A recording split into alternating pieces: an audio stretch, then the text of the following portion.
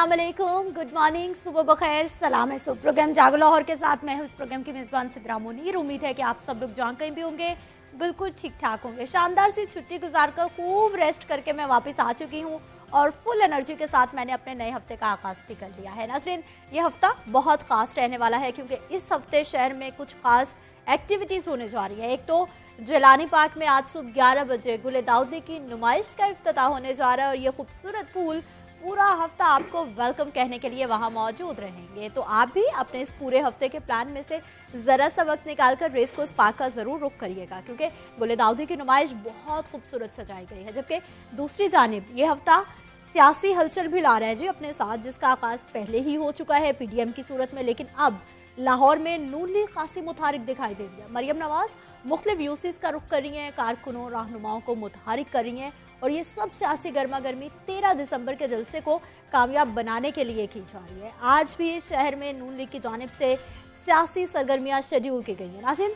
सियासी सूरत हाल, आपके मसाइल, शहर के मामलात, इन तमाम हवालों पर आज के प्रोग्राम में हम डिटेल भी बात करेंगे क्योंकि हर रोज़ ही हम सुबह सुबह आपके लिए स्पेशल प्रोग्राम सजाते हैं ताकि कुछ आपके मसाइल की बात हो जाए, दुनिया में क्या चल रहा है वो भी आप तक पहुंचाते हैं। और इसके साथ ख़ास तौर पर लाहौर शहर की हम बात करते हैं जहां पर चाहे वो महंगाई हो, चाहे रोड्स की सूरत हाल हो, चाहे तरक्याती मामलात हो, चाहे ट्रैफिक जैम की बात हो, तमाम मामलात हम कोशिश करते हैं कि आपको आगाह करते रहें। लेकिन प्रोग्राम के आगाज में हर रोज़ की तरह जो हमारा पैटर्न है उसी के मुताबिक हम चलेंगे कि बढ़ते हैं जी, कुछ बात करते हैं रिहायशी कमर्शियल इमारतों और गोदामों के नक्शे जमा ना होने से खजाने को करोड़ों रुपए का नुकसान पहुंचने का इंकशाफ हुआ है। Chief corporation officer Shaukat Ali ने यूनियन काउंसिल की सतह पर जारी गैर कानूनी तामीरात की तफसीलात तलब कर ली हैं। इमरान मलिक रिपोर्ट में बताएंगे डिटेल्स।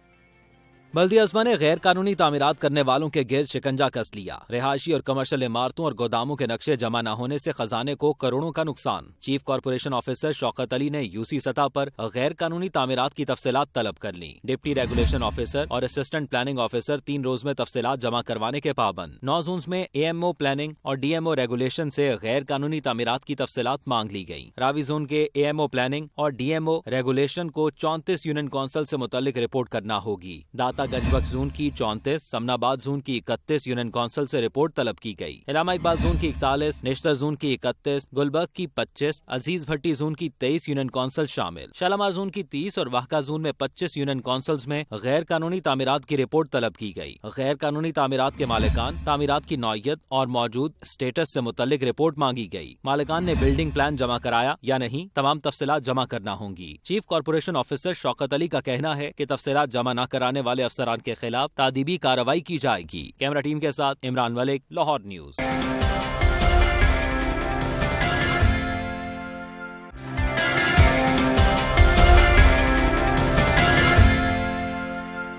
प्रोग्राम में एक बार फिर से आपको खुश आमदीद कहते हैं। नाज़रीन, बात करेंगे हम सबके मुश्तरका मसले महंगाई के मामले के हवाले से। आज अशिया ज़रूरिया की कीमतें कम हुई हैं या फिर ज़्यादा हुई हैं, गुज़िश्ता हफ्ते क्या सूरत हाल रही है, आने वाले दिनों में क्या पेशगोई की जा सकती है, बात करेंगे। नुमाइंदा लाहौर न्यूज़ जाहिद आबिद हमारे साथ मौजूद है। जाहिद आबिद, सुनाइए महंगाई की कहानी आज की।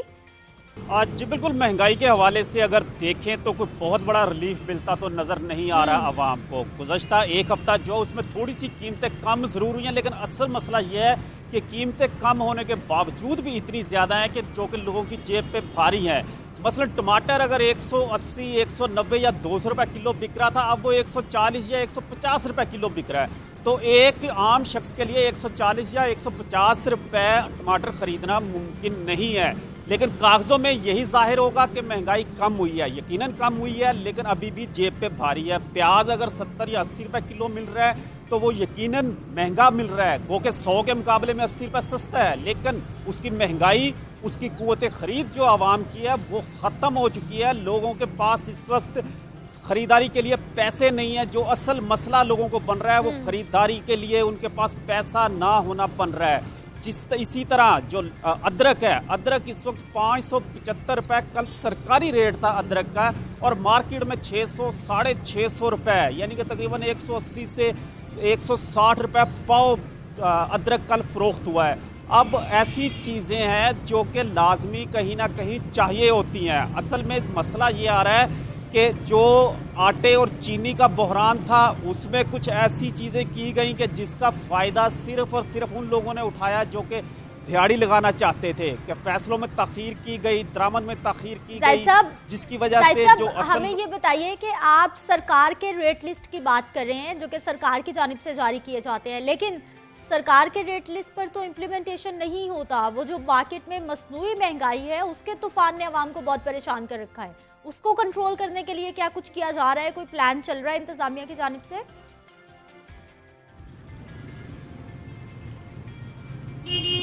जी, रेट लिस्ट तो बिल्कुल एक इशाराती किस्म की चीज़ है कि उससे थोड़ा सा ये इशारा मिल जाता है कि आज ट्रेंड क्या है मार्केट का, उस पर अमल दरामद तो कहीं भी होता हुआ नज़र नहीं आता। मसलन अगर कहा जाता है कि जी 100 रुपया कोई चीज़ की रेट फिक्स है तो वो 100 रुपया नहीं मिलेगी, 120 रुपया मिलेगी। तो ये तो एक हमेशा से, चाहे कोई भी हुकूमत हो, चाहे ये हुकूमत है, पिछली हुकूमत है, उससे पिछली हुकूमत हो, रेट लिस्ट पे अमल दरामद करवाने की इन लोगों में सकत ही नहीं है, इन लोगों में फार्मूला ही नहीं है। बहुत शुक्रिया जाहिद आबिद, आप हमारे साथ मौजूद रहे। महंगाई के मामलात भी आपने हमें बताए और साथ ही साथ ये भी बताया जी रेट लिस्ट कभी भी किसी भी इंतजामिया की प्रायोरिटीज में नहीं रही कि जो रेट लिस्ट गवर्नमेंट की जानिब से जारी की जाती है अशिया ज़रूरिया उसी रेट लिस्ट के मुताबिक सेल होनी चाहिए। खैर आगे बढ़ते हैं जी। प्रोग्राम के आगाज़ में इंट्रो में आज मैंने आपको बताया था कि पूरा हफ्ता सियासी सरगर्मियों, सियासी उतार चढ़ाव के मामलात पे बहुत ज़्यादा अहम होने वाला है ये वाला वीक। नाज़रीन, मुल्क में सियासी दर्जा हरारत अपने अरूज पर पहुंचता जा रहा है और हुकूमत और ओपोजिशन आमने सामने आ चुके हैं। मुत्तहिदा ओपोजिशन की जानिब से बनाए जाने वाले इत्तेहाद पीडीएम के बैनर तले शुरू होने वाले जलसों का सिलसिला अब खत्म होने को है। 13 अगस्त को इस सिलसिले का आखिरी जलसा मीनार पाकिस्तान में होगा और इस हवाले से मुस्लिम लीग नून और दीगर जमातों की जानिब से खूब तैयारियां भी की जा रही हैं। जलसे के इंतजामात की निगरानी मुस्लिम लीग नून की नायब सदर मरियम नवाज खुद कर रही हैं और आवाम को मुतारिक करने के लिए लाहौर के मुतादिद इलाकों में कॉर्नर मीटिंग्स भी चल रही हैं, रैलियां भी निकाली जा रही है, जलसे भी किए जा रहे हैं। आज भी मुस्लिम लीग नून की जानिब से रैलियां निकाली जाएंगी जिसकी क़यादत मरियम नवाज खुद करेंगी। दोनों, चाहे वो गवर्नमेंट है चाहे अपोजिशन है, लेकिन आवाम के लिए अभी तक कोई नहीं सोच रहा, अपनी अपनी लड़ाइयाँ लड़ी जा रही हैं। इसी हवाले पर हमने बात करनी है जी। मरियम औरंगजेब साहिबा हमारे साथ मौजूद है, रहनुमाए आप नून लीग की, आपको प्रोग्राम में खुश आमदीद कहते हैं। मरियम साहिबा, क्या लग रहा है? मरियम नवाज साहिबा तो बता चुकी हैं कि सब मामलात हो चुके हैं, बस ऐलान होना बाकी है। 13 दिसंबर के जलसे में क्या खास होने जा रहा है, क्या खास ऐलान होने जा रहा है? जी बिस्मिल्लाहिर्रहमानिर्रहीम। बिल्कुल तमाम जो पाकिस्तान डेमोक्रेटिक मूवमेंट की जमातें हैं जी, वो आपको मालूम है कि कल 8 तारीख को इस्लामाबाद में पीडीएम के सरबराही इजलास है। 13 दिसंबर को जो ऐलानात और फैसले होने जा रहे हैं उनका बाज़ाब्ता उसकी हिकमत अमली बनेगी और कल फाइनलाइज होंगी। और जहाँ तक बात है कि पाकिस्तान डेमोक्रेटिक मूवमेंट के क्या ऐलानात होंगे, तो अगर आपको याद हो कि जो ऑल पार्टी कॉन्फ्रेंस हुई थी जहाँ पीडीएम बनी थी, पाकिस्तान डेमोक्रेटिक मूवमेंट जहां ऑर्गेनाइजेशन बनी थी, जहां तमाम 11 जमातों ने उसका हिस्सा बने थे, तो उसकी एक रेजोल्यूशन थी। उस रेजोल्यूशन के अंदर पूरी हिकमत अमली वजह थी, उन चीजों का ऐलान होना था, कौन सा राइट मूवमेंट है उसका तयन। अब मैं सुन रही थी कि इस्तीफों पे तमाम जमातें अभी ऑन बोर्ड नहीं है, ये कुछ मीडिया के अंदर बातें हो रही थी। तो एपीसी के अब वो रेजोल्यूशन आप निकाल लें, बल्कि आपका चैनल ही निकाल लें, तो जिस पे साइन किया तमाम जमातों में, तो रेजिग्नेशन का ऑप्शन पे तो हम साइन कर चुके हैं। अब वो रेजिग्नेशन किस वक्त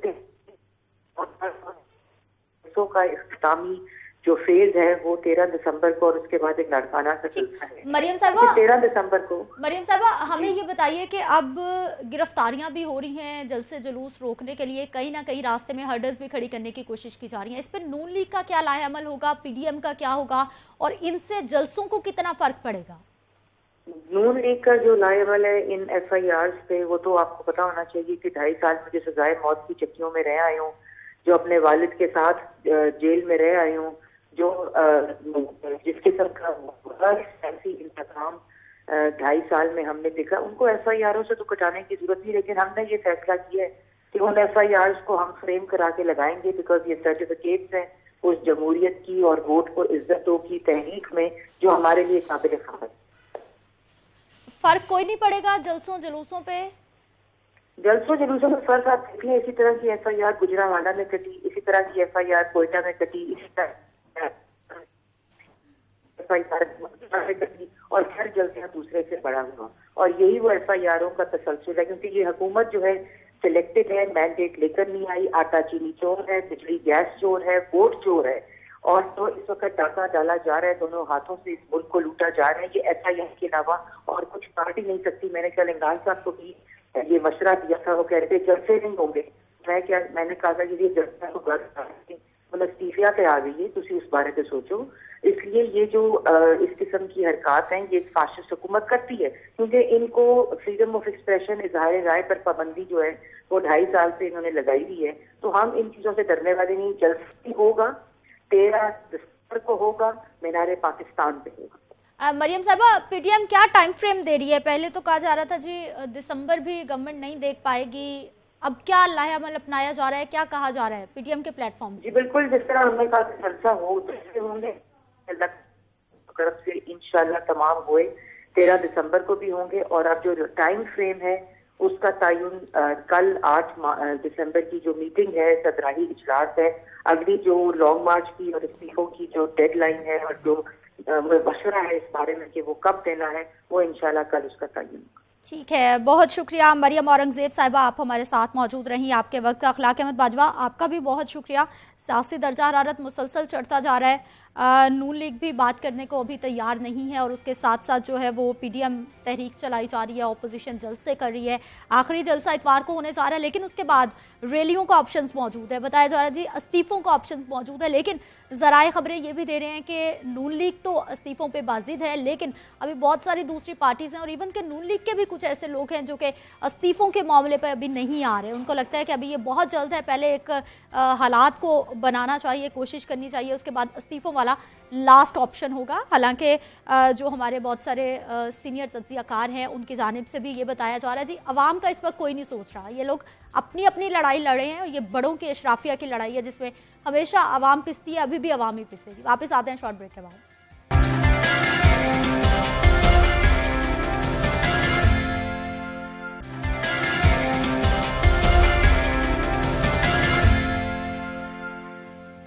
प्रोग्राम में एक बार फिर से आपको खुश आमदीद कहते हैं। नाज़रीन, जानलेवा वबा भी थमने का नाम नहीं ले रही और मोहलिक वबा ने पूरी दुनिया की नींदें हराम करके रख दी हैं। माहिरीन सेहत दिन रात कोशिशें कर रहे हैं कि इस मोहलिक वायरस का कोई हल ढूंढा जाए। अमेरिका और जर्मनी समेत कई मुल्क कोरोना वायरस की वैक्सीन बनाने का ऐलान कर चुके हैं, लेकिन ये सारा मामला अभी ट्रायल की बुनियादों पर चल रहा है।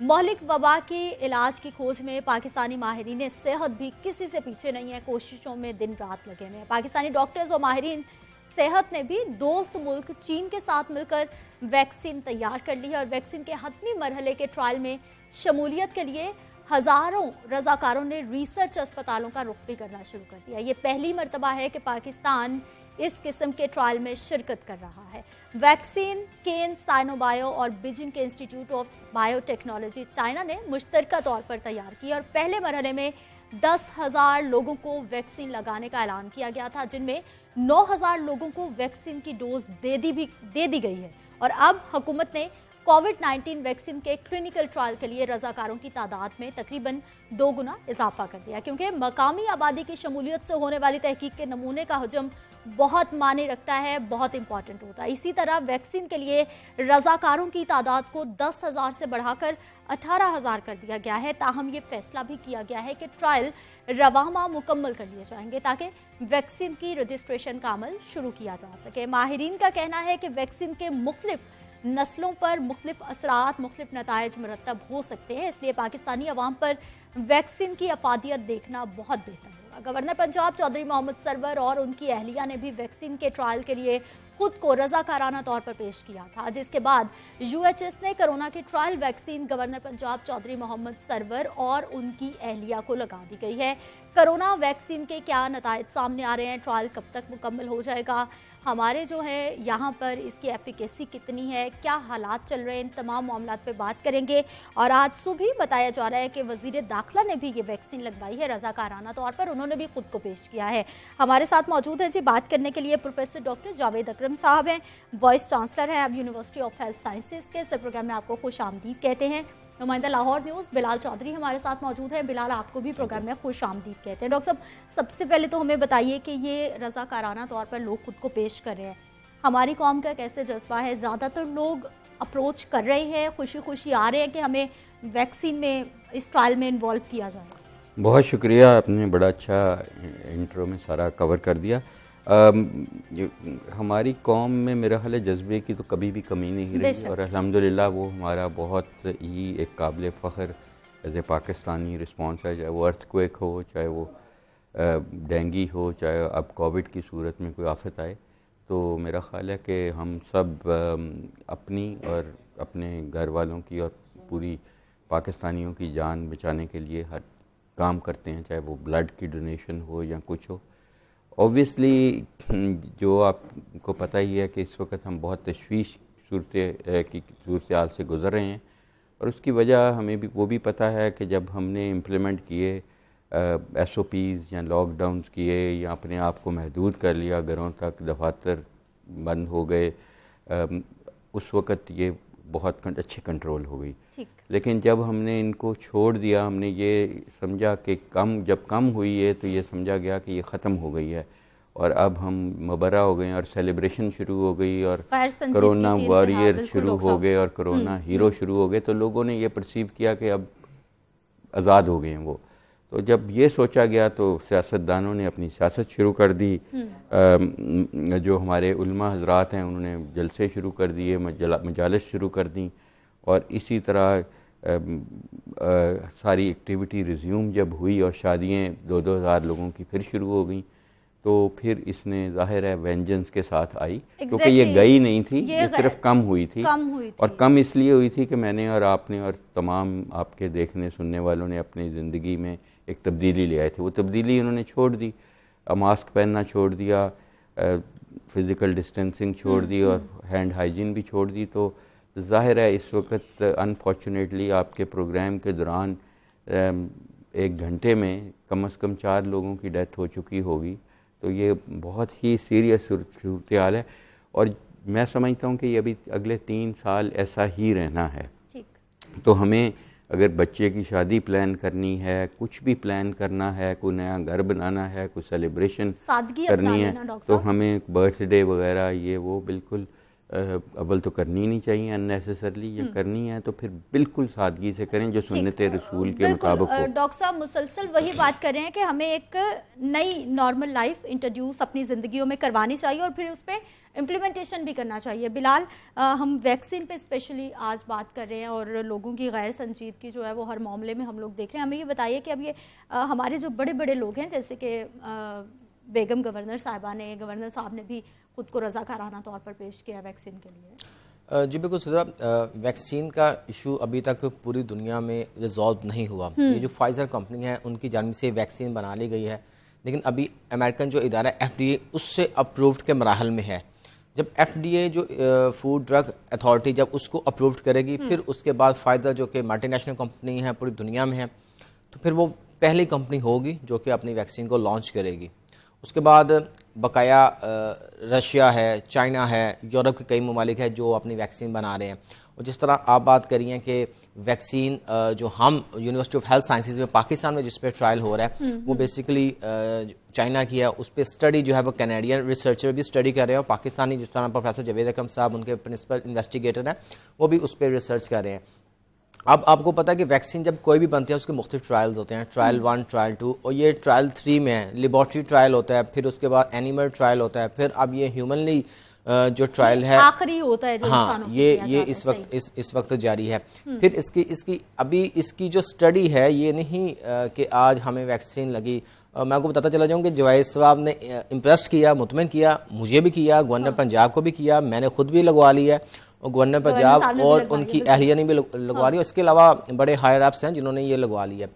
तो अभी इसके क्या साइड इफेक्ट होंगे अभी किसी को नहीं पता। ये अब फ्यूचर में क्योंकि ब्लड टेस्ट जो हैं हमारे ले लिए गए हैं, फिर अब 3 माह बाद अब इसके दोबारा टेस्ट हमारे लिए जाएंगे, फिर उसके बाद देखा जाएगा बॉडी में हमारे क्या चेंजिंग्स आ रही हैं। आया जो कोरोना वायरस था उसने मतलब हुआ नहीं हुआ, किस किस्म के इफेक्ट वो हमारी बॉडीज में चेंजिंग्स जो है वो लेके आए, तो ये सारी जो चीज़ें हैं फिर उसमें चेक की जाएंगी। अब इस तरह लोगों का अभी तक आप ये देखिए रुझान बड़ा अच्छा रहा है। उसकी वजह यही है कि अब 7,000 लोगों ने करवा ली है, अब इनके पास स्टॉक भी लिमिटेड है। हो सकता है अभी कुछ दिनों के बाद ये कहेंगे हमने सिर्फ मखसूस लोगों के लिए करनी है, अभी तो वॉलंटियरली काम चल रहा है। डॉक्टर साहब ये पॉइंट मैं आपके सामने रखना चाहूंगी कि हमारे बहुत सारे लोग हमें देख रहे हैं, आपको सुन रहे हैं, और अब उनके जहन में भी ये सवाल उठ रहा है कि हम भी रजाकाराना तौर पर खुद को पेश करें। अगर कोई पेश करना चाहता है तो उसको किस तरह से वो अप्रोच कर सकता है, कहाँ पर वो जा सकता है कि हम भी वैक्सीन लगवाना चाहते हैं? देखें, एक तो सिद्रा जिनको ये हो चुकी है कोरोना, क्योंकि बहुत सारे लोगों को ये इफेक्ट हो गई है जी। तो उनको हम ट्रायल का हिस्सा नहीं बनाते क्योंकि उनके ऑलरेडी एंटीबॉडीज़ मौजूद होती हैं। हालांकि वो एक फ़र्क एंटीबॉडीज़ हैं, वो पूरी वायरस के अगेंस्ट है। जो हमारी ये वैक्सीन है जो कैंसिनो, ये बेसिकली स्पाइक प्रोटीन वैक्सीन है, जस्ट लाइक फाइज़र। 90% वैक्सीन जो दुनिया में हैं इस वक्त 19 वैक्सीन हैं जो फेज़ 3 ट्रायल, और हमारा ये जो ट्रायल है ये फेज़ 3B में जा चुका है। बी का मतलब है कि इसके बाद इसने पैसों से अवेलेबल होना है, कमर्शलाइज होना है, यानी लास्ट स्टेज, ये लास्ट स्टेज पे है। और इसमें जो इसके जो आपके बार बार फोटो भी दिखा रहे हैं आप वायरस की, इसके ऊपर आप देखेंगे कि कांटे हैं, ये सिर्फ उन कांटों को डिस्ट्रॉय करती है, ये पूरी वायरस को डिस्ट्रॉय नहीं करती। वो कांटों का, ये देखें आपके सामने आ रही है, ये कांटे जो हैं ये अटैच होते हैं फेफड़े में जाके ACE2 रिसेप्टर्स के साथ, और वहाँ से ये बॉडी के अंदर चली जाती है वायरस। तो अगर ये वायरस के ये कांटे ख़त्म कर दिए जाएंगे तो वायरस अगर आप इनहेल भी कर जाएंगे, सांस के अंदर भी चली जाएगी तो अटैच नहीं हो पाएगी, उसी तरह सांस से बाहर निकल जाएगी।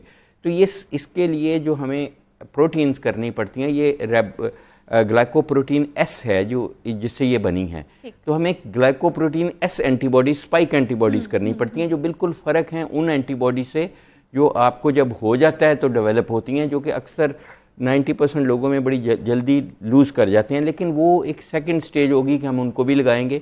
इस वक्त क्योंकि ट्रायल की सूरत हाल है तो कोई भी इंसान जो 18 साल से ऊपर है वो इसको आके वॉलंटियर कर सकता है और वो यूनिवर्सिटी ऑफ हेल्थ साइंसेज आ जाए। हम 9 बजे से रात के 8 बजे तक करते हैं। वहाँ वैक्सीनेशन सेंटर बनाया हुआ है और वहाँ हमारे 9 के करीब हैं एजेंट्स जो बैठे होते हैं, उनके ब्लड टेस्ट वगैरह, उनकी हिस्ट्री, उनकी कंसेंट फॉर्म उनको पूरा बताया जाता है और वो उनका पूरा फिर उनको 3000 रुपीज़ एक ऑनरेरियम उनके ऑनर में दिया जाता है। उनको टोटल 8000 देना है, 5000 हमने बाद में उनको देना है, 3000 अप फ्रंट दे देते हैं हम और साथ टी-शर्ट देते हैं ताकि उनको एक हौसला अफजाई, क्योंकि वो हमारे हीरोज़ हैं। हम समझते हैं कि वॉलंटियर्स की वजह से ही तो हम टेस्ट कर पा रहे हैं। और जैसे आपने इंट्रो में कहा, ये बहुत ज़रूरी है कि हम अपनी कौम में, अपनी कम्युनिटी में इसको टेस्ट करें। और दूसरी ये भी है कि चाइना ने और अमेरिका ने, रशिया ने, सब ने ये प्लेज किया हुआ है कि जिन मुल्कों में वैक्सीन के ट्रायल हो रहे हैं उनको सबसे ज़्यादा तरजीह बुनियादों पे जब ये कमर्शलाइज होगी तो दी जाएगी। और देखें आज कल ऐसा दिन आना है पहली दफ़ा कि यूके में ये फाइज़र की वैक्सीन जो है, जो वेरी सिमिलर वैक्सीन है, वो कमर्शियली लगाई जानी शुरू हो जाएगी। आज पहली दफ़ा दुनिया में ये कमर्शियल बुनियादों पे लग रही है। बहरीन में, बहरीन पहला मुल्क बन गया है जहाँ ये लग रही है कमर्शियल ट्रायल से बाहर। हाँ जी, ओपन हो गया। और दूसरे नंबर पे ये फाइज़र की लग रही है ट्यूसडे को, यानी कल सुबह 9 बजे उनके टाइम के मुताबिक पहले बैच शुरू हो जाएगा इस मामले का। ठीक बिलाल, अभी अस्पतालों की क्या सूरत हाल है? क्योंकि जो फील्ड अस्पताल था एक्सपो सेंटर का, उसे पहले बंद कर दिया गया था, अब दोबारा से उसको खोल दिया गया है। अस्पतालों की क्या सूरत हाल है? मौत बहुत ज़्यादा बढ़ गई है आजकल। बिल्कुल सिद्रा, सिचुएशन आपके सामने ही है। कल की जो रिपोर्ट थी उसके मुताबिक जो ऑक्यूपेंसी रेट है, वेंटिलेटर्स की बात कर रहा हूँ, 47% हो गया और इसी तरह HDU जो बेड्स थे वो भी 37 तक पहुंच गए हैं। आप ये देख लें कि अल्टीमेटली जो संजीदा पेशेंट्स हैं वो बढ़ रहे हैं और जिस तरह जो प्रेडिक्ट किया जा रहा था कि मिड ऑफ दिसंबर में इसकी दूसरी वेव जो शुरू होगी, अब वो दिन आने वाले हैं। खुदा ना खास्ता कि वो दिन आए जो कि एंड ऑफ जनवरी तक जाएंगे। तो दिसंबर और जो जनवरी है ये इसलिए बड़े क्रूशल हैं कि जो कोरोना वायरस की जो लोकल ट्रांसमिशन है वो ये बताई जा रही है कि 90% से ज़ायद जो है ये फैल चुकी है। तो जब आपकी लोकल ट्रांसमिशन इतनी फैल चुकी है तो फिर आप ये कह सकते हैं कि आपका पूरा लाहौर, आपकी पूरी आबादी ही वल्नरेबल है। तो जब आपका लाहौर वल्नरेबल होगा तो लोकल ट्रांसमिशन इतनी फैलेगी तो फिर पंजाब पूरा मुतासिर होगा। आपको पता है कि पूरे पंजाब में अगर 1,22,000 के करीब जो केसेस आए हैं उनमें से सिर्फ आधे केसेस 60,000 जो केसेस हैं वो सिर्फ लाहौर में हैं। इसी तरह जितनी अमवात पंजाब में हुई हैं 3200 के करीब, तो आधी 1600 के करीब सिर्फ लाहौर में। लाहौर गढ़ बनता जा रहा है बदकिस्मती। तो बिल्कुल जब लाहौर में इस तरह लोकल ट्रांसमिशन होगी तो फिर आपको पता है मेट्रोपॉलिटन सिटी है, पूरे पंजाब से भी लोग आते हैं, तो फिर ये जो ट्रांसमिशन है ये स्प्रेड भी होगी, फिर वो कैरियर का बायस भी बनेंगे। तो इस वजह से अपने आप को यही वो टाइम तो निकल चुका हुआ है, लेकिन फिर भी आप कोरोना आज से एहतियात करना शुरू कर दें। आज से एहतियात करना शुरू कर दें, कोरोना SOPs पर अमल दरामद करें। जो लोग घरों से बाहर जाते हैं, जो सेहतमंद जाएंगे, जब वो वायरस लेके आएंगे, हो सकता है उनको कुछ ना हो, लेकिन वो किसी और के लिए खतरा बन सकता है। डॉक्टर साहब अब हमें बताइए सर, कोई टाइम फ्रेम है कि इस वक्त तक हमारा ट्रायल मुकम्मल हो जाएगा? देखें, हमारा 10,000 वॉलंटियर्स का था, आज हमारे 9,000 वॉलंटियर्स हो गए। अब जैसे आपने कहा, बिल्कुल सही कहा कि अब हमने सैंपल साइज बढ़ा के 18,000 कर दिया है। तो हम उम्मीद कर रहे हैं कि हम दिसंबर में इसको कंप्लीट करके वाइंड अप कर देंगे। और इसके साथ मैं आपको बताऊं, एक और फ्लंडर्स यूनिवर्सिटी की वैक्सीन है जहां पे हम ट्रांसफ़र ऑफ टेक्नोलॉजी के ज़रिए चाहते हैं कि यहीं बनाएं हम वो वैक्सीन, उसका भी काम हो रहा है। एक और चाइना की वैक्सीन है, ये क्योंकि कैनेडियन और चाइना मिलके है, वो खाली चाइना की है, उसका भी हम ट्रायल शुरू करने जा रहे हैं। तो इसलिए मैं समझता हूँ कि ये वाला जो कैंसिनो का ट्रायल है ये hopefully with in this year यानी कि दिसंबर तक खत्म। साइड इफेक्ट्स या फिर कोई जो आफ्टर इफेक्ट्स वैक्सीन के आते हैं छोटे मोटे माइल्ड, वो क्या हो सकते हैं? देखिए 5 to 7% को हो रहा है फीवर, माइल्ड सा बिल्कुल, और वो कोई पैरासीटामोल लेते हैं ठीक हो जाता है, वरना किसी एक भी वॉलंटियर को सीरियस साइड इफेक्ट नहीं हुआ। और सबसे बढ़ के किसी को हॉस्पिटलाइजेशन नहीं करनी पड़ी, किसी को दोबारा नहीं आना पड़ा हमारे पास, हालांकि हमने सब फ्रेमवर्क बनाया हुआ है। और सबसे अच्छी चीज़ यह है कि किसी को जिसको हमने इंजेक्ट किया है अभी तक कोरोना नहीं हुआ। अगर खुदा ना खास्ता वैक्सीनेशन के प्रोग्राम के बाद उसको हो जाता है तो उसको हम 30,000 रुपया देते हैं कंपनसेशन, 30,000। तो ये सारा गुड क्लिनिकल प्रैक्टिस के मुताबिक हो रहा है। और मैं समझता हूँ कि अब, लेकिन एक मैं आपको ये आपके ज़रिए लोगों को बताना चाहता हूँ कि वो ये नहीं समझें कि वैक्सीन अमृत धारा है, क्योंकि अगर आप आज वैक्सीन लगाते हैं तो 28 दिन बाद आपकी एंटीबॉडीज इस काबिल होती हैं। और नंबर और आपको ये नहीं कि आप पाकिस्तान में वैक्सीन आ गई तो बीमारी खत्म, ये नहीं परसेप्शन होना चाहिए। 3 साल कम से कम लगेंगे आपकी 50 या 60% आबादी को वैक्सीनेट करते हुए। और मेरा ख्याल है आइंदा आपको ट्रैवल करने के लिए भी सर्टिफिकेट चाहिए होगा कि जी आप वैक्सीनेटेड हैं या वैक्सीनेटेड। डॉक्टर साहब प्रोग्राम में शामिल होने के लिए बिलाल चौधरी, आपका भी बहुत शुक्रिया। अगर आप भी रजाकाराना तौर पर खुद को पेश कर चुके हैं, फिर भी एहतियात करनी है और ये नहीं समझना कि वैक्सीन लग गई है तो अब हम फ्री हैं, बिल्कुल फ्री नहीं है, एहतियात हम सब पे लाजिम है। वापस आते हैं शॉर्ट ब्रेक के बाद।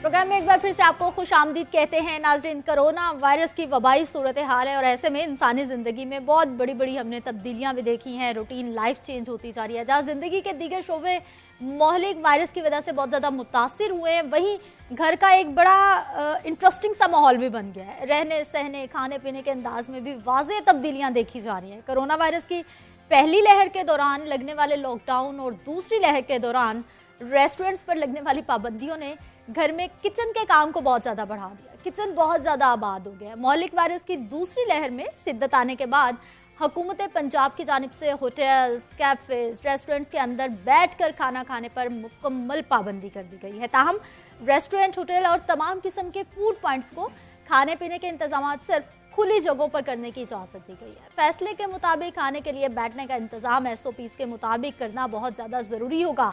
बैठने के लिए लगाने वाली जो चेयर्स हैं उनमें अफरादी फासला रखना भी बहुत ज़्यादा ज़रूरी होगा और इन तमाम मामलात को देखते हुए खुली जगहों पर भी कोरोना से बचाव के हवाले से जारी करता SOPs पर अमल करना लाजिम होगा। सख्त फैसले हैं लेकिन अपनाना पड़ेगा, वक्त की अहम ज़रूरत है। मास्क पहनने, बार बार हाथ धोने की भी बात हो रही है, बिला ज़रूरत किसी भी सतह को छूने और समाजी फासले को बरकरार बरकरार रखने जैसे SOPs पर भी सख्ती से अमल करवाने की कोशिश की जा रही है। इस ऐलान के बाद घर में बनने हुए खाने की मांग बहुत ज़्यादा बढ़ गई है। इसकी एक वजह तो ख़ानदान के अफराद का घर में ज़्यादा वक्त गुजारना है। ज़ाहिर सी बात है कि जब बच्चे बड़े बूढ़े घर में होते हैं तो तरह तरह की फरमाइशें ज़रूर आना शुरू हो जाती है, जिसकी वजह से माओं का काम काफ़ी हद तक बढ़ जाता है और हमारे जो किचन है वहाँ पे भी काम बहुत बढ़ जाता है। दूसरी जानिब बहुत से लोगों, खास तौर पर ख़ातीन ने घर में बने खानों का कारोबार भी शुरू कर दिया, जहाँ वो घर बैठे तरह तरह के मज़े के खाने बनाती हैं और फिर इंटरनेट की मदद से, मोबाइल ऐप्स की मदद से, सोशल मीडिया के ज़रिए सार्फिन तक पहुँचाती हैं। होटल्स, रेस्टोरेंट पर पाबंदी ने घर से बने खाने की डिमांड बहुत ज़्यादा बढ़ा दी और इस तरह ख़ातीन को कारोबार करने का बहुत बेहतरीन मौका मिला है। घर से खाना बनाने और बेचने का कारोबार किया कैसे जाता है, लोग कैसे आगाज़ करते हैं, कितना टाइम लगता है इसको फ्लरिश होने में। होटल्स में पाबंदी लगने के बाद और ख़ास तौर पर जब हम कोरोना की बात करते हैं ना कि हाइजीन का बहुत ख्याल रखना है, तो जब फिर ख़वातीन घर में खाना बनाती हैं तो वो प्रॉपर सफाई के SOPs को भी अपनाती हैं। इन तमाम मामलात में हमने देखा है जी कारोबार खासे बढ़ गए हैं और इसी पे बात करने के लिए और ख़ास तौर पर जो हम आजकल सर्दी के मौसम में खाने बहुत ज़्यादा खा रहे हैं, उनमें ग़िज़ाई अहमियत क्या है, उनके क्या इंग्रेडिएंट्स हैं, वो हमारी बॉडी को कितने ज़रूरी हैं, इन तमाम मामलात पे बात करने के लिए आज हमने ख़ास मेहमानों को प्रोग्राम में मधु किया है जी। हमारे साथ मौजूद हैं सफिया रिजवान साहिबा हैं, किचन एक्सपर्ट है, मज़े के केक्स बनाती हैं, मज़े से खाने बनाती हैं, घर में बनाती हैं और लोगों के घरों तक पहुंचाती हैं। आपको प्रोग्राम में खुश आमदीद कहते हैं। हमारे साथ आयशा नासिर मौजूद हैं जो कि बताएंगी कि इस मौसम में जो हम धड़ाधड़ खाने खा रहे हैं, ज़्यादा खाएंगे तो क्या नुकसान होगा, कितना एतदाल में रहना है, कितना खाना है और ये जो खाने खा रहे हैं ये हमारी बॉडी के लिए कितने ज़रूरी है। आयशा, प्रोग्राम में आपको खुश आमदीद कहते हैं। सफिया, चूँकि मैंने किचन से आगाज़ किया है और फिर उसके बाद हम बात कर रहे हैं जी, आपका प्रॉपर एक बिज़नेस है जो आप कर रही हैं, कैसा चल रहा है? कोविड के दौरान कम हुआ या ज़्यादा हुआ? ऐसा उस तरह तो असर नहीं हुआ कि जी कम या ज़्यादा, लेकिन हाँ इस तरह फ़र्क पड़ा है क्योंकि हमारा ऑनलाइन काम है, हम ऑनलाइन ही पहले ही सब कुछ ऑनलाइन हो रहा था तो हमारे इंटरेक्शन इतना लोगों से था नहीं।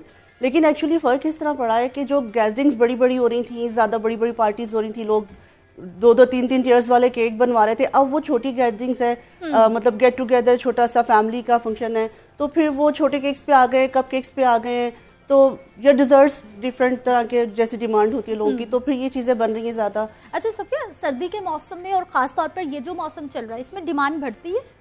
हाँ डेफिनेटली बढ़ती है क्योंकि शादियां ज्यादा होती है और जिनकी शादियां ऑलरेडी हुई होती है उनकी एनिवर्सरीज आई भी होती है, तो इस मतलब ये जैसे अक्टूबर से तो बिल्कुल टाइम नहीं होता, फैमिली के लिए भी समटाइम्स टाइम निकालना मुश्किल हो जाता है क्योंकि बेसिकली तो हम लोग, मतलब मैं तो हाउस वाइफ हूँ बेसिकली, मैंने तो बहुत बाद में काम शुरू किया है। हाउस वाइफ होना और साथ साथ अपना बिजनेस चलाना यकीनी तौर पर चैलेंजिंग है, लेकिन जब आप करना शुरू कर देते हैं ना तो फिर आपके रास्ते ऑटोमेटिकली बनते चले जाते हैं। आयशा, सर्दियाँ और स्पेशली मीठा, ये जो हमारे सामने भी बड़ा खूबसूरत अंदाज में पड़ा हुआ है, हाथ रोके भी तो नहीं रुकता।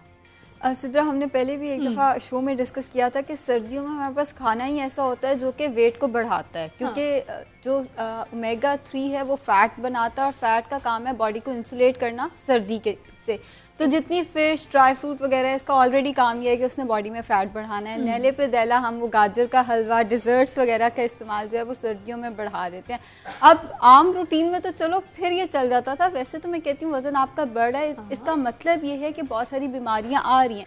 स्पेसिफिकली वो वेट जो आपके पेट पे आता है वो दिल से रिलेटेड सारे मसले मसाइल, शुगर, कोलेस्ट्रॉल, बीपी वगैरह का मसला। ये आप बता रही हैं उस सूरत में जब हम बेधड़क बेतहाशा खाते हैं, लेकिन वैसे हमारी बॉडी को मीठे की कितनी जरूरत होती है, मीठा खाना कितना इम्पोर्टेंट है? ये वाला मीठा खाना तो बिल्कुल जरूरी नहीं है। कार्बोहाइड्रेट्स होते हैं, कॉम्प्लेक्स कार्बोहाइड्रेट्स, जैसे चौकर की रोटी हो गई, जौ का आटा हो गया, वो मीठे की कैटेगरी में आता है। असल में हर खाने के साथ, यानी नाश्ते में ब्राउन ब्रेड ले लें या दलिया ले लें या कोई हेल्दी सीरियल ले लें या दूध का एक गिलास ले लें, दोपहर के खाने में एक रोटी, तो वो मीठा है, असल में वो कार्बोहाइड्रेट है जो हमने लेना है।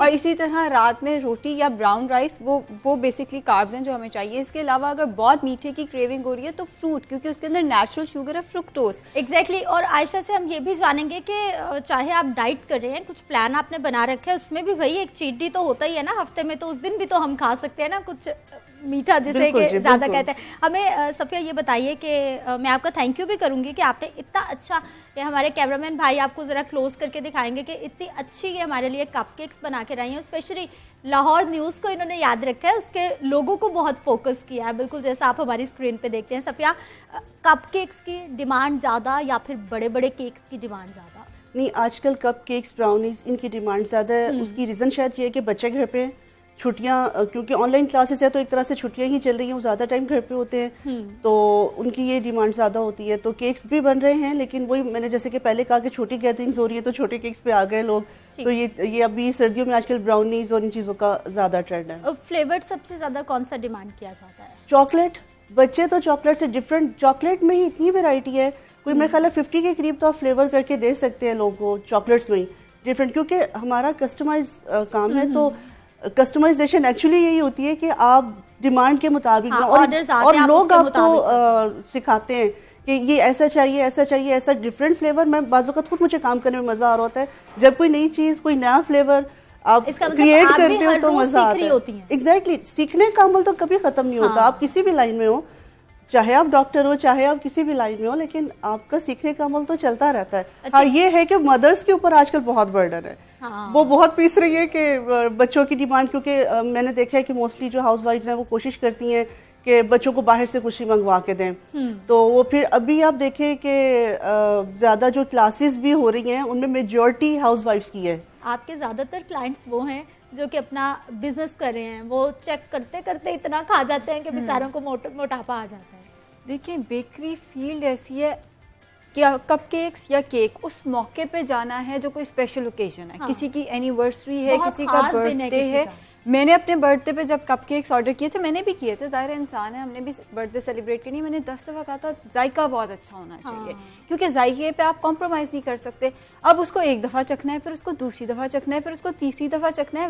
वेट बेचारे बेकर्स का मुझे हमदर्दी भी है। और फिर रोज़ाना की बुनियाद पर, रोज़ाना की बुनियाद पर है सारा का सारा मीठा और अनहेल्दी मीठा। वो चख के बहुत सारे मेटाबॉलिक डिजीजेज इनके शुरू हो जाते हैं। ओबेसिटी बहुत ज़्यादा, मतलब मेरे पास जितने बेकर्स हैं ना, उनका BMI 30 प्लस है, यानी आयशा, अब मुझे याद आया बेकर्स की हम बात भी करें, कुछ ऐसा है कि अब इनको मीठा चखना पड़ता है, खाना पड़ता है, अब कोई ऐसी चीज साथ में खाएं या फिर कुछ भी ऐसा करें कि इसको लेवल रखा जा सके। अच्छा, ये बात अक्सर मेरे ना क्लाइंट्स भी मुझसे पूछते हैं, कोई ऐसी दवाई हमें दे दें कि ये हमें लगे ना, लिवर और किडनी डैमेज हो जाएगा। ग़िज़ा में कोई दुनिया की ऐसी चीज़ नहीं है। ये जो ग्रीन टी पी लें, फलां कहवा पी लें, ये सब मिथ है। हकीकत से इसका कोई ताल्लुक नहीं है। कोई दुनिया की चीज़ ऐसी नहीं है कि आप खाएंगे और आपको लगेगा नहीं। अगर ऐसा होता तो फिर तो दुनिया से मोटापा ही चले जाता। एग्जैक्टली। हमें सफिया ये बताइए कि टेस्ट पे कॉम्प्रोमाइज नहीं हो सकता। अगर दिखने में चीज अच्छी है, खाने में मजे की नहीं होगी तो कस्टमर आपका खराब होगा।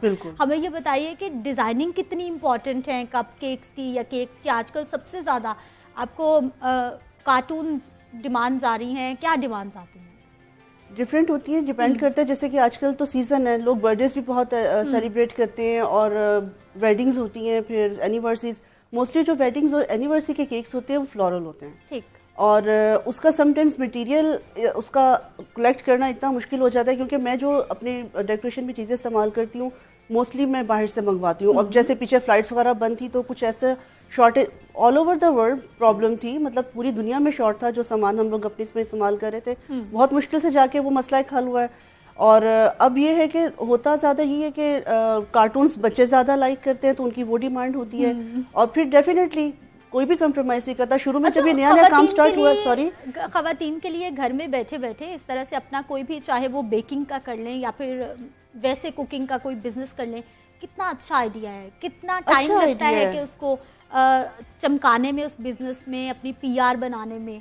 देखिए, कुछ भी अब एकदम नहीं हो जाता, टाइम लगता है हर काम में। ठीक है, आप चाहे बहुत बड़ा कैफे भी शुरू कर दे, मैंने बहुत सारे कैफेज अपने सामने एकदम बनते और एकदम खत्म होते भी देखे हैं। काम वही है जो आप आहिस्ता आहिस्ता स्टार्ट करें। आपके कस्टमर्स आपके और कस्टमर बनाते हैं। जैसे अगर आपने अपने फैमिली और फ्रेंड्स को एक चीज इंट्रोड्यूस कराई, उन्हें पसंद आई, वो आगे से कस्टमर्स को बताते हैं। जो रेफरेंस के साथ आते हैं ना आपके क्लाइंट्स, वो कभी कहीं नहीं जाते, वो 10 साल बाद भी आपके पास आ रहे होते हैं।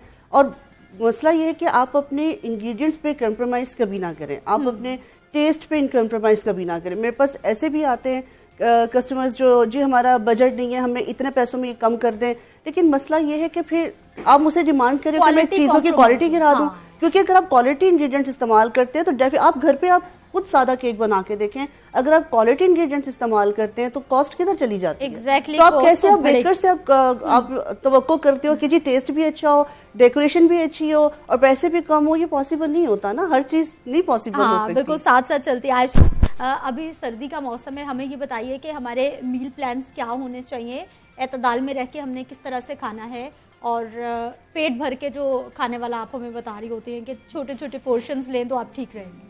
सबसे पहले तो ये कि अपना नाश्ता मिस नहीं करना, हेल्दी ब्रेकफास्ट करें, लेकिन नाश्ते के अंदर जैसे हलवा और जितने हमारे मीठे जाते हैं उनको प्लीज़ अवॉइड करें। हाँ, नाश्ते के 1 घंटे के बाद चाय या कॉफ़ी कम से कम दूध के साथ इस्तेमाल की जा सकती है। हमारा वजन बढ़ने की आधी वजह तो ये जो दूध पत्ती हम पीते हैं और जो क्रीम कॉफ़ी पीते हैं वो बन जाती है। तो नाश्ते के आधे से 1 घंटे के बाद आप कॉफ़ी या चाय का इस्तेमाल कर सकते हैं। नाश्ते के 2 से 3 घंटे बाद फ्रूट ज़रूर खाएं, और अच्छी बात यह है कि सिट्रस आ गया, वो कोरोना के अगेंस्ट हमें कुव्वत मुदाफ़त भी देगा, वैसे भी वेट लॉस में बहुत ज़्यादा मददगार साबित होता है, हेल्दी सेहत के लिए बहुत अच्छा है, विटामिन सी स्किन के लिए भी बहुत अच्छा है, कुव्वत मुदाफ़त के लिए भी बहुत अच्छा है। उसके 2 से 3 घंटे बाद दोपहर का खाना आना चाहिए। बॉल ऑफ सैलड नहीं मिस करना, बॉल ऑफ सैलड नहीं मिस करना, साथ में रोटी सालन। उसके 2 से 3 घंटे बाद डेयरी ले लें, यानी दूध या दही की कोई एक सर्विंग ले लें। रात का खाना दोपहर के खाने की तरह रोटी हो गई या चावल हो गए, लेकिन बॉल ऑफ सैलड वहीं का वहीं रहेगा। कहवाजात पिए जा सकते हैं खाने के 1-2 घंटे के बाद, लेकिन चाय और कॉफ़ी पे हाथ हौला रखना है। ठीक है, हमें सफिया ये बताइए, आप चूँकि एक माँ भी हैं, आप बेटी भी हैं, बहू भी हैं, तो आप कितनी फरमाइशें पूरी करती हैं? आपके पास कितनी फरमाइशें आती हैं? आपके पास तो मेरा ख्याल है बहुत ज़्यादा आती है। बहुत आती है, हाँ। क्योंकि हर चीज़, अब तो वही बात है कि बहुत सी हाउसवाइफ, अगर मैं एज ए हाउसवाइफ में बात करती हूँ तो बहुत सारी मदर्स कोशिश उनकी की है कि बच्चों को हर चीज़ घर पे बना के दें। और मेरा एक पर्सनल ये ख्याल है, मैं आपसे भी क्वेश्चन करूँगी कि जैसे हम लोग घर पे बच्चों को पिज़्ज़ा और बर्गर्स बना के दे रहे हैं, तो मेरा ख्याल है वो उतना जंक फूड में शुमार नहीं होगा। हाँ, ये जैसे कि बाहर से हम लेते हैं तो होता है। पिज़्ज़ा जो अगर आप घर में अच्छे चीज से बनाते हैं, ये हेल्दी फूड में आता है। देखिए उसमें बुरा क्या है, एक क्रस्ट है वो रोटी की जगह है, उसके ऊपर हेल्दी चीज लगा हुआ है, वेजिटेबल्स और चिकन लगा हुआ है, उसमें बुरा कुछ नहीं है। हाँ, केचप के जगह आप टोमेटोज का इस्तेमाल ज्यादा करें। जहां तक बर्गर की बात है, ब्राउन बन इस्तेमाल कर लें तो वो भी हेल्दी है, उसमें सब्जियां ज्यादा लगाएं। चिकन जरा निस्बतन कम, या फिश का एक जो पीस लगाना है वो ग्रिल करके, चिकन है ग्रिल करके लगा लें, सब्जियां बहुत शुक्रिया। आयशा नासिर, सफिया रिजवान, आप दोनों हमारे प्रोग्राम में शामिल हुए, आप दोनों का बहुत शुक्रिया। नाज़रीन, मुझे आपने इजाजत देनी है, इजाजत दीजिए, कल सुबह मुलाकात होगी। अल्लाह ने के बाद।